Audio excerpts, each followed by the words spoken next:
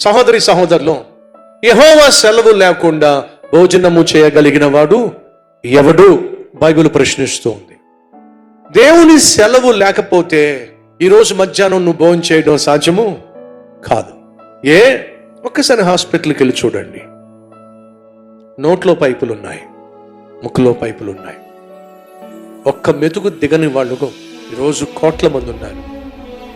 సహోదరి సహోదరులు, ఈరోజు నువ్వు నేను చక్కగా చేతులతో అన్నము కర్రీ కలుపుకుని నోట్లో 4 ముద్దలు పెట్టుకోగలుగుతున్నావంటే అది దేవుడిచ్చినటువంటి మహాకృప, ప్రభు యొక్క ధన్యత.